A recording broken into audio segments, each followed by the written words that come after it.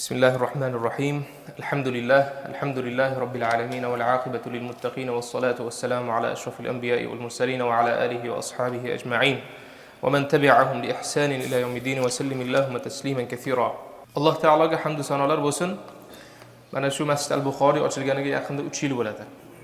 Masjid al-Buxoriy o'z faoliyatini boshlaganiga yaqinda 3 yil bo'ladi.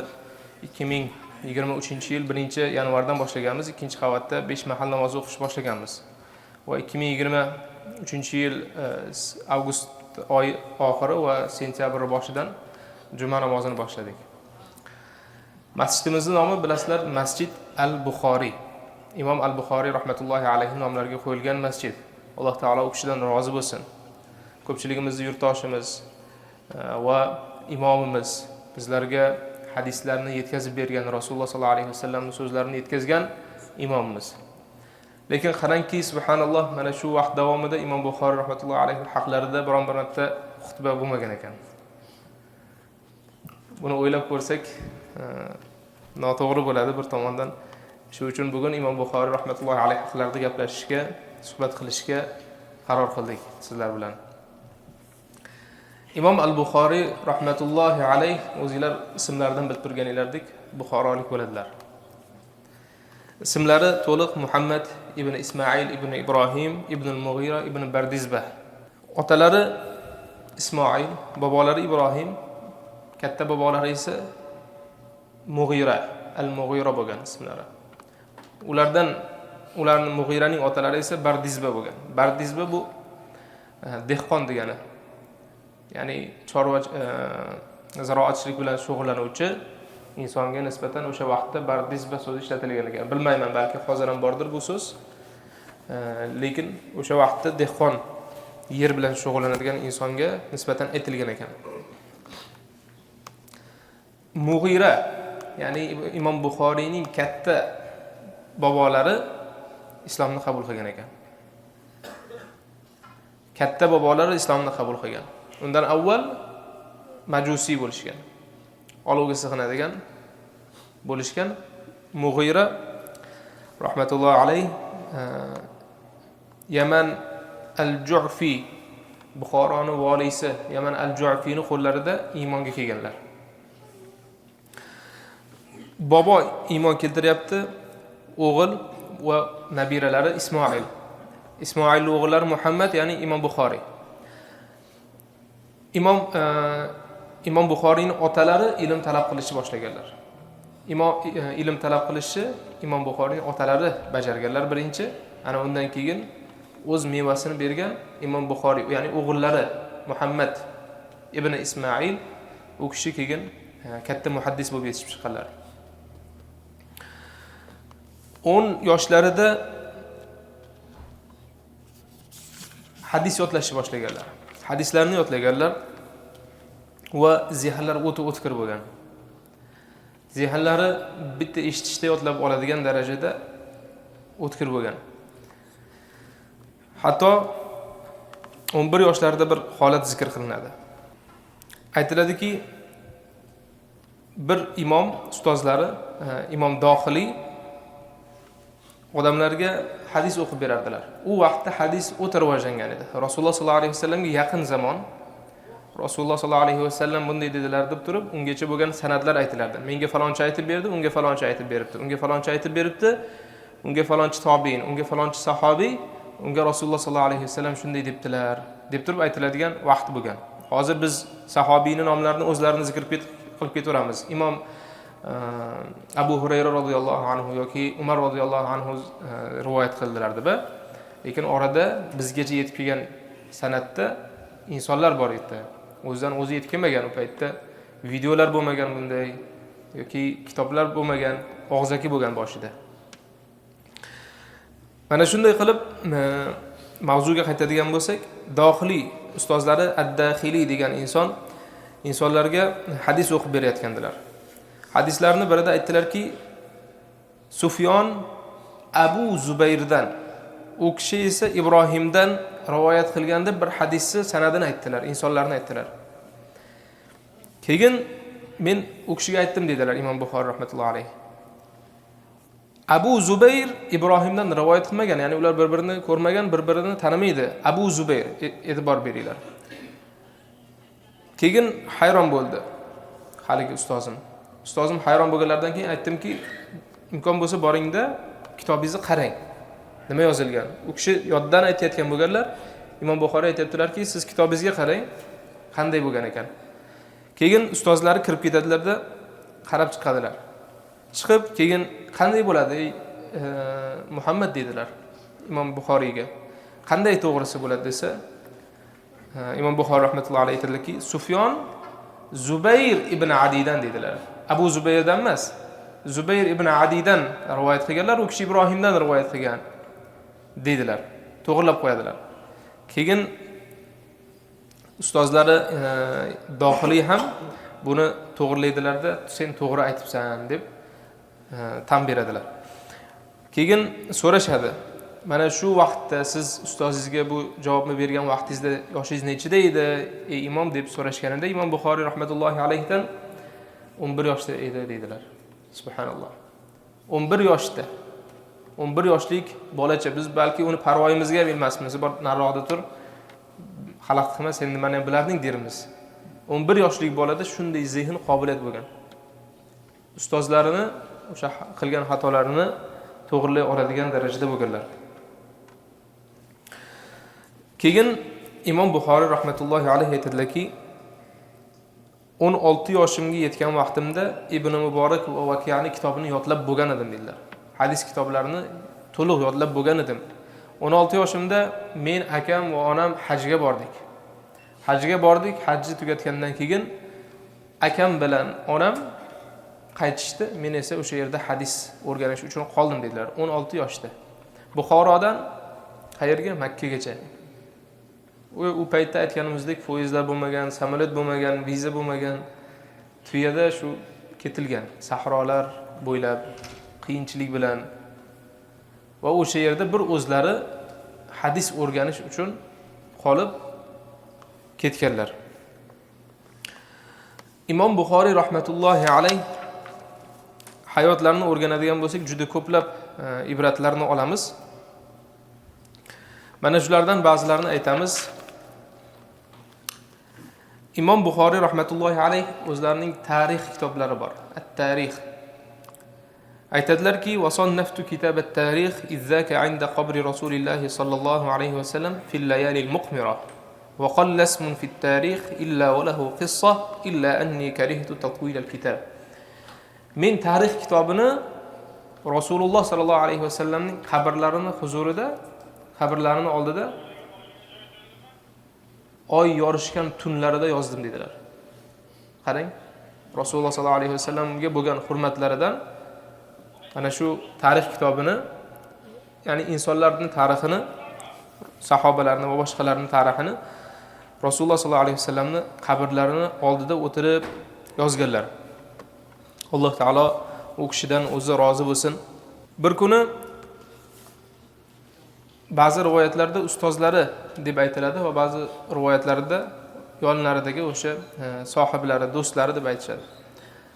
Aytganlarki, bir kishi, agar sizlar Nabiy sallallohu alayhi va sallamning hamma hadislarini bir muxtasar qilib, qisqartirib yozib bersanglar edi, zo'r bo'lardi deganlar. Imom Buxoriy rahmatullohi alayhi aytadilarki, o'shanda bu narsa meni qalbimga o'tirdi.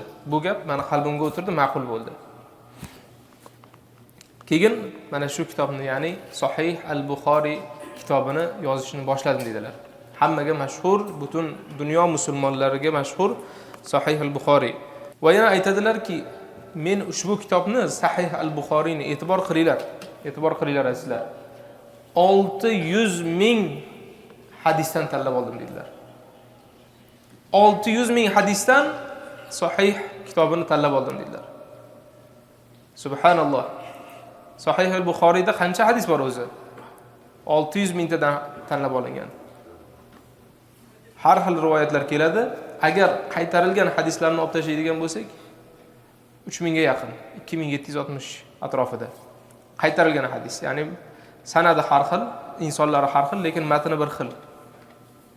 Hadislarni olib tashlaydigan bo'lsak, 2760 ta atrofida. Lekin qaytarilgan hadislar bilan qo'shadigan bo'lsak, bir 7000 tadan oshadi. Endi bu hadislar bir qarimizda o'qiymiz, bir hadis ekan deymiz. Biz shuni bittasini ham yodlolmaymiz, bittasini ham o'qa olmaymiz, to'g'rimi? Lekin Imom Buxoriy rahmatullohi alayhi uni 600 ming, 600 tadan emas, 6000 ta emas, 60 ming emas, 600 ming hadisni ichidan tanlab olganlar. Subhanalloh. Qarang, qancha bu bizni hayolimiz kelmaydi. Buni hozir ham qila olmasa kerak u. Sun'iy olgan. Imom Buxoriy rahmatullohi alayhi. Alloh bu kishidan o'zi rozi bo'lsin.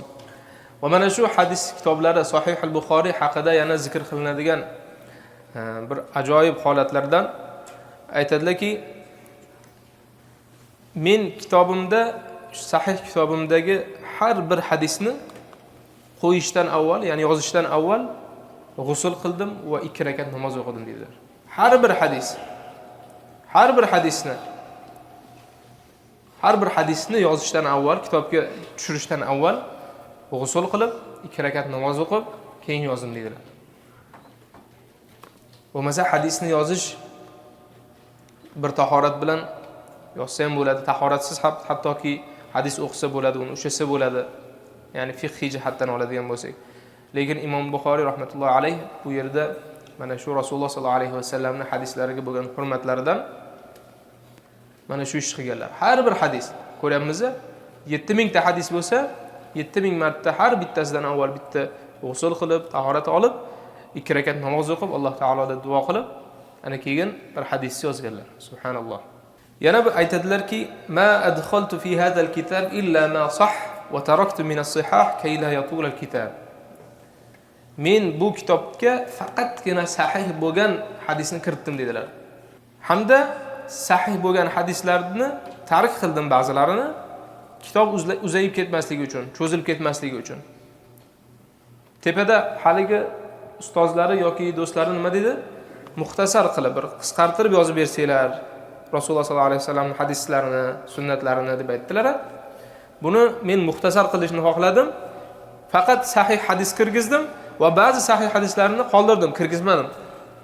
Ko'ryapsiz-a? Demak, sahihdagi kitobdagi hadislar barchasi sahih, lekin undan boshqa sahihlar ham bormi desa, ha bor. Faqat shu sahih, boshqalari g'ayr sahih, ya'ni nosahih emas degan ma'no kelib chiqadi. Assalomu alaykum va rahmatullohi va barakatuh. Imom Buxoriy rahmatullohi alayhi haqlarida qilayotgan suhbatimizni yana davom ettiramiz. U zot rahimahulloh mana shu Sahih al-Buxoriy kitobini yozishlari haqida o'zlari aytganlarki, bu kitobimda men faqatgina sahih hadislarni kiritdim va ba'zi sahih hadislarni qoldirdim, tark qildim, kitob uzayib ketmasligi uchun. Aytdikki, bu muxtasar qilingan, ya'ni qisqartirilgan kitob sifatida yozilgan. O'sha qisqartirilgan kitobim hozir tom turibdi.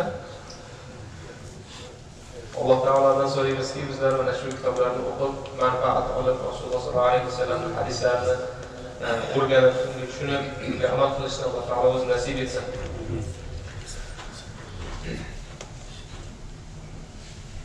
Haligi tarix kitoblarini Imom Buxoriy rahmatullohi alayhi yozib bitirganlaridan keyin Ishoq ibn Rohavay degan muhaddis olimga olib keladilar.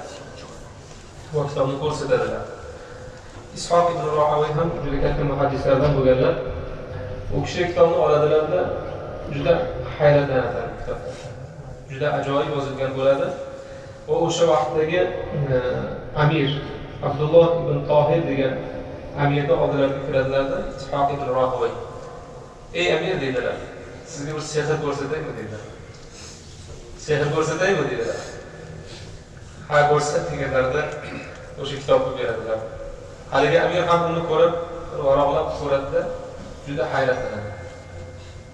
U yozilgan uslubi, unda keltirilgan hadislar va boshqa kitobdan hayratlanib, Ishoq ibn Rohavay ham hattoki buni sehr deb ataydilar. Yana boshqa bir holatda aytadilarki, Muhammad ibn Ismoil, ya'ni Imom Buxoriy rahmatullohi alayh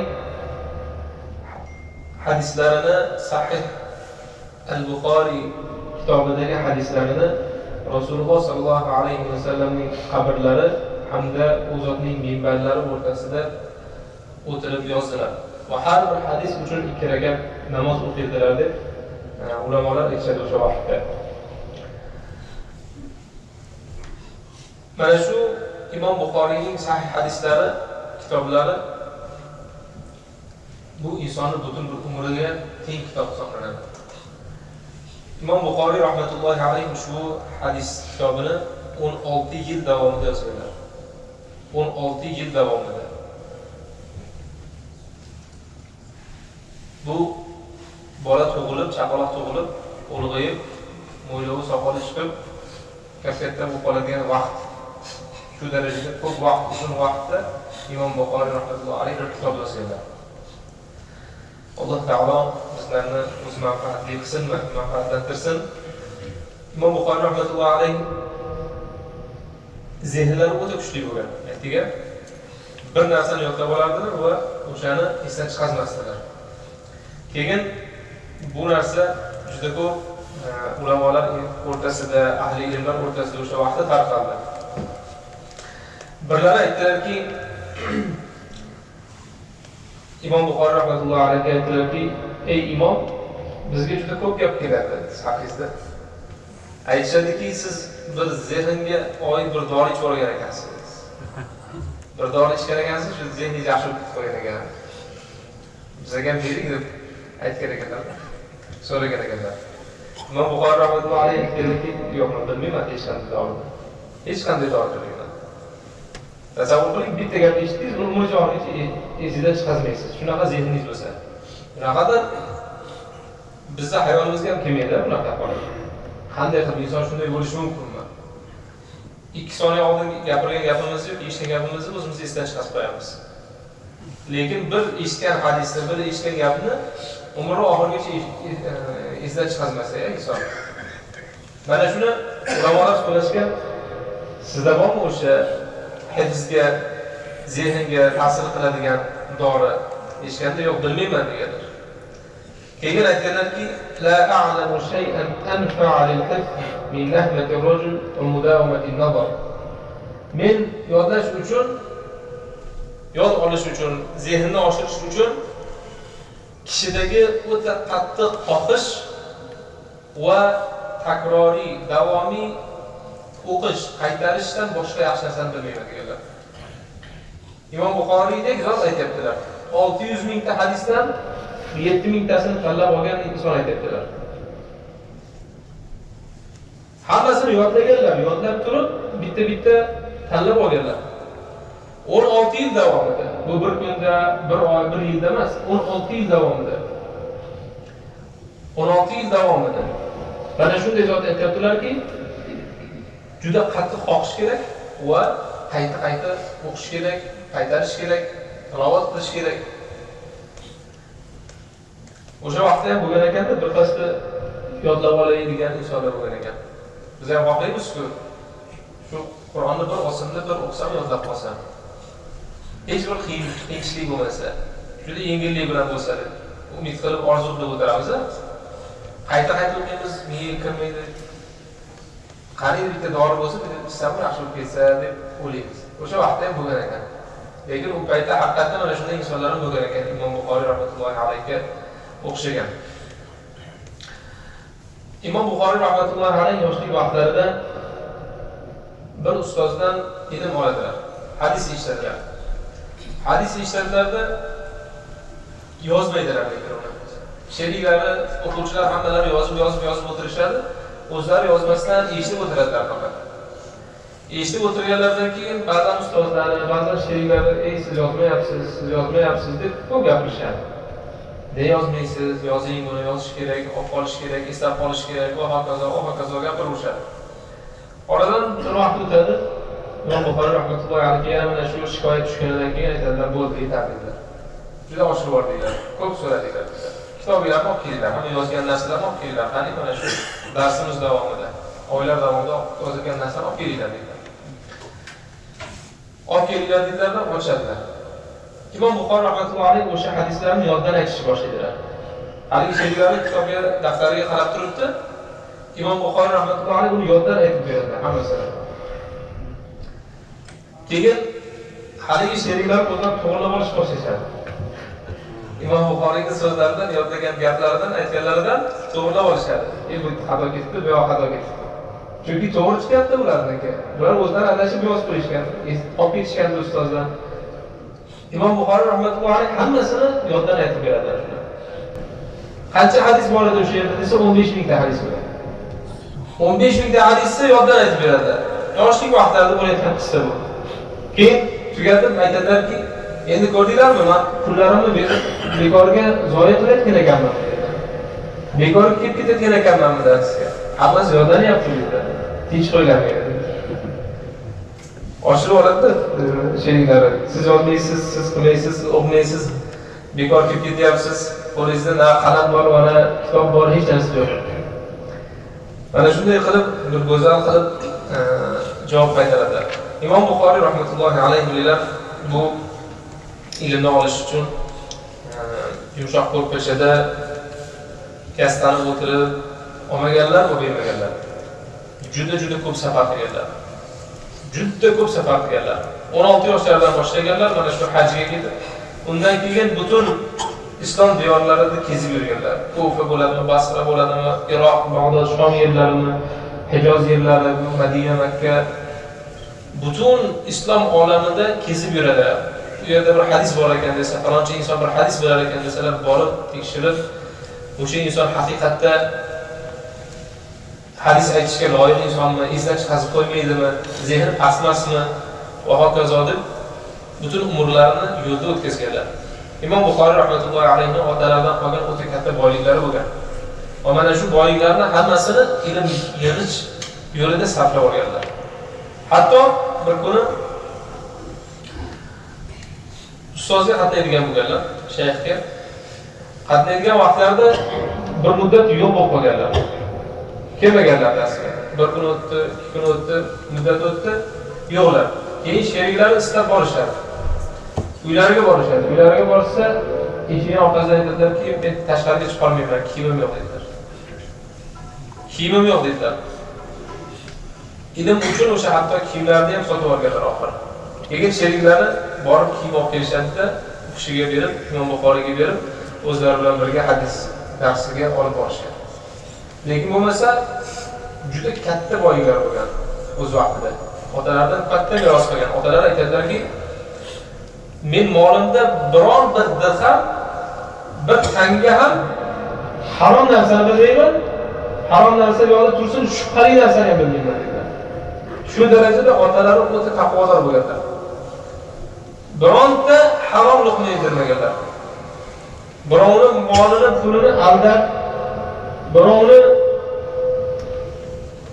qing'ir yo'llar bilan tortib olib, biron bir ish qilmaganlar. Bu yo'lda tursin, ba'zi holatlarda shubhalanib qolamiz pulimizdan. Bu to'liq harommikan yoki shubhasi bormikan, harommikan deb shubhali bo'lib qoladi. Harom deb deyolmaysiz, halol deb deyolmaysiz. Aytamiz, amalga keldi, qaytarmay qo'yib, olib ketaveramiz. Imom Buxoriy rahmatullohi alayhi otalar aytadilarki, bir dirham ham yo'q deyaptilar. Bir dirham. Dirham nima desa, kumush tanga. Dinor tillo tanga. Ya'ni arzon bir sariq shaqan deylik, $1 ham shubhali narsa yo'q mollar orasida. O'zat vafot etganlar, o'g'illari o'shani meros qilib olib, to'la ho'kiz ilm yo'lida ishlatganlar. Bugun aksi bo'lib qoldi. Butun ilmimizni, vaqtimizni, umrimizni dunyo topish ketida o'tkazib yuboramiz. Hatto mana ishlayapmiz, o'rni kelganda aytaylik. Ba'zi insonlar yolg'on yo'llar bilan mana bu sug'urta kompaniyalaridan pul undirishyapti. Juda ko'pchilikni eshityapmiz. Buni eshitardik o'zi, bu boshqa millatlardan, Allohga iymon keltirmaganlardan sodir bo'layotganini ko'p eshitardik. Mashinasini cho'ktirib yuboradi, mashinasini borib avariya qiladi, trakini borib avariya qiladi-da, to'tiq qildirib, inshurensdan katta pulni olib ketadi. Buni har xil yo'llar chiqib ketdi. Hozir eshitsak, ovoz ochilib qolyapti, juda katta pullarni ham olishyapti. Haromdan qo'rqish yo'q. U ha desa, fatvo topib olishgan o'zlariga. Fatvo o'zlariga. Nafslari bergan fatvo. Bular musulmon emas, ular mo'min emas. Bu insurance kompaniya kofirlarni kutib, halolda deydi. Kofirning hamma narsasi halolda kim aytdi sizga? Qayerdan bu fatvo kelib chiqdi? Kofir inson bo'lsa ham, uni molini olish uchun roziligi kerak. Evazi kerak yoki roziligi kerak. U sizga bir o'zini qalbidan chiqarib, mana senga turib bir bersa oling, marhamat. Yoki bo'lmasa, siz unga bir narsa bering-ku, evaziga sotib oling. Evaziga pul oling yoki bir narsa soting. Marhamat. Savdo qiling, to'g'ri muomala qiling, munosabat qiling, marhamat. Lekin u kofir bo'lib turib aldab insurance kompaniyasidan bo'ladi yoki boshqasidan bo'ladi, bu yo'l bilan pul olish harom hisoblanadi, bilib qo'ying. Harom. Alloh taolo buni halol qilmagan. Alloh taolo aytadiki: "Va la ta'kulu amwalakum baynakum bil batil." Mollarni botil yo'l bilan, asossiz yo'l bilan yemanglar dedi Alloh taolo. O'zaro. Rasululloh sollallohu alayhi vasallamning hayotlariga qarang. Rasululloh sollallohu alayhi vasallam Madinada yahudiylar bilan yashaganlar, Makkada mushriklar bilan yashaganlar. Makkada o'ldirilayotgan vaqtlarida Makka mushriklari o'ldirish uchun qasd qilib kelgan vaqtda Ali roziyallohu anhu chaqirib aytadilarki, bu falonchining moli, bu falonchining moli, bu falonchining narsasi, men ketaman, sen yetkazib qo'y dedilar. O'zlari Madinaga hijrat qilib ketadilar. Ali roziyallohu anhuga taylab ketadilar. Qarang, o'sha insonlar, o'sha mol-mulk egalari kerak bo'lsa, Rasululloh sollallohu alayhi vasallamni o'ldirishga kelgan yoki o'ldirishga xayrixoh bo'lgan. Shuni istab turgan insonlar bular. O'shalarning da molini yetkazib berganlar Rasululloh sollallohu alayhi vasallam. Bular o'ldirmoqchi, bular o'ldirayotganlar bilan birga bo'lib turib, o'zlaridan olib ketmaganlar. Yoki sotib olmaganlar. Rasululloh sollallohu alayhi vasallamga ergashyapmizmi yoki nafsimizga ergashyapmizmi? Bu inshurensdan pul olish haloldan, ya'ni aldov yo'li bilan olish halol deb turib, bizga kim yo'l ko'rsatdi? Rasululloh sollallohu alayhi vasallam ko'rsatdilar. Qaysi olim yo'l ko'rsatdi? Yo'q, bu faqat nafsning ishi. Nafsning ishi, o'yini nafsning ishi. Va ertaga bu uchun og'ir jazo bor. Ana buncha harom yegandan keyin, uni bu farzandlarga yedirgandan keyin boshimizni ushlab o'tiramiz. Nima uchun bu farzand unaqa noqobil chiqdi? Nega bu o'g'irlik qilyapti? Nega u birovning haqqini yeyapti? Nega uydan pul o'g'irlayapti deb o'tiramiz. O'zingiz kattasini o'g'irlab qo'ygansiz bu yerda. Katta yeb qo'ygansiz o'zingiz. O'g'lingiz o'shani sizdan olib yegan, ichiga kirgan. Bemalol endi harom ish ham unga oson bo'lib qolgan. Shuning uchun azizlar, bu luqmaga e'tibor berish kerak. Mana Imom Buxoriy rahmatullohi alayhi olimlarini yetkazib chiqarmoqchimizmi? Luqmaga e'tibor beraylik. Birovning haqqidan qo'rqaylik. Imom Buxoriy rahmatullohi alayhi bizga bir namuna bo'lsinlar. U zotning otalari bir namuna bo'lsinlar bizga. Ana keyin biz duo qilaylik, Alloh bizlarga Imom Buxoriydek olimlarni bergan, solihlarni bergan, taqvodorlarni berganlar. Alloh taolo o'z holimizni isloh qilsin. Mavzuyimizga qaytadigan bo'lsak, Imom Buxoriy rahmatullohi alayhi aytadiki, men kim bilan agar ko'rishgan bo'lsam, kim bilan ko'rishgan bo'lsam, ya'ni ilm olish, ilm berish masalasida, men undan olgan foydadan ko'ra, u mendan ko'proq foyda olgan. Har qanday insonga. Ya'ni bir insonning oldiga borib, bir 10 ta hadis eshitib kelyaptilar. 10 ta hadis aytib beryapti, yozib olyaptilar, eshityaptilar. Imom Buxoriy rahmatullohi alayhi unga undan da ko'proq hadislarni to'g'rilab berganlar. Undan ko'ra ko'proq hadislarni aytib berganlar. Ilm daryo bo'lgan, daryo. Bir joydan lekin borib ilm olishdan uyalmaganlar. Ozgina ilm olib qolsak, o'rin ko'tarilib ketib, shundan ilm olaman deb qolamiz. Lekin Imom Buxoriy rahmatullohi alayhi shunday katta ilm sohibi bo'lishlariga qaramasdan, kerak bo'lsa bitta hadis uchun Makkadan Iroqgacha safar qilganlar. Bitta hadis uchun, bitta hadis eshitaman deb. Mana shunday harislik bo'lgan. Va Alloh taolo ham xuddi shunday u zotga ilmlariga va hayotlariga baraka berib qo'ygan. Xuddiki u kishi o'z vaqtlarida bir qisqa muddat yashadilar, lekin u kishining kitoblari mana hozirgacha biz oramizda tirik. Xuddiki Imom Buxoriy rahmatullohi alayhi bo'lmagandek, u zotning ilmlari yashayapti biz oramizda. U zotni hadislari, u zot rivoyat qilgan hadislari oramizda. Alloh taolo umriga baraka berishi mana shu hisoblanadi. Bo'lmasa asrlar o'tib ketdi. Undan oshiq asrlar o'tdi. Imom Buxoriy rahmatullohi alayhi ismlari mana hozirgacha tirik. Masjidimizning ham nomi Masjid al-Buxoriy. Imom Buxoriy rahmatullohi alayhi umrlarini oxirgi vaqtida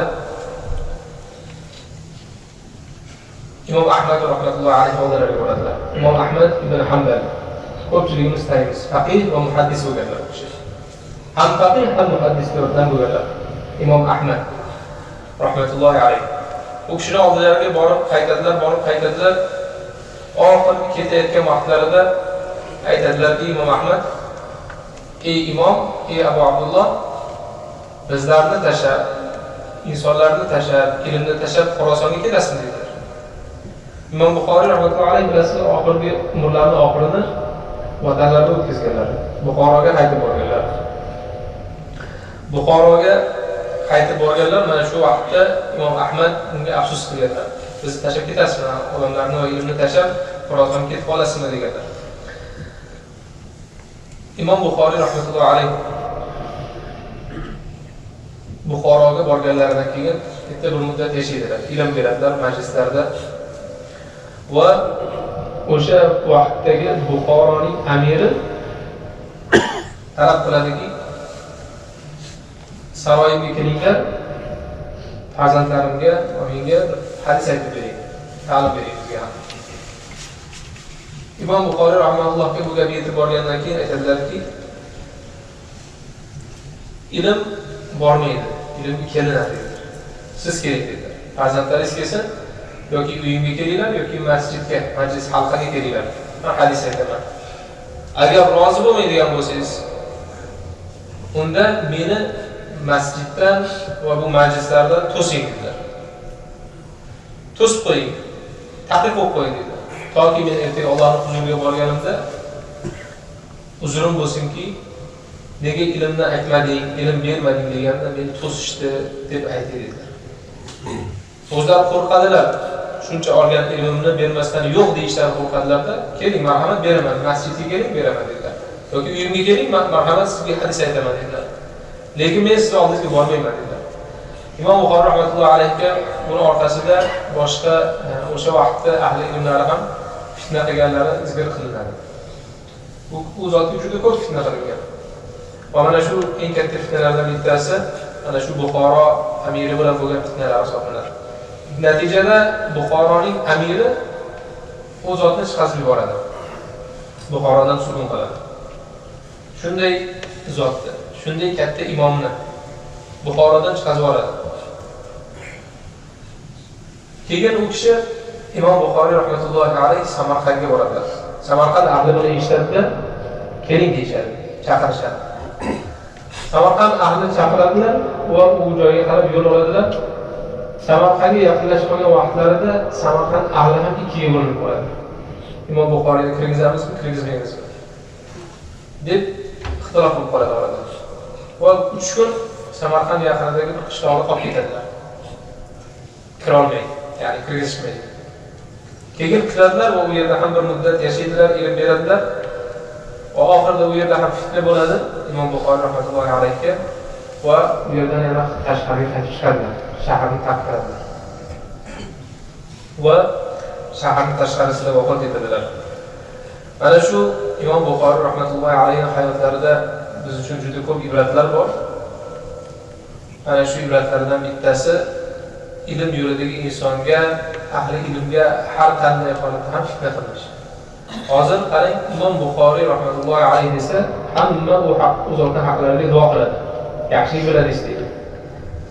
Lekin u kishiga fitna qilgan insonlar, amirlar va boshqalarni hech kim eslamaydi. Kim hozir o'sha vaqtdagi Buxoro amirini eslaydi?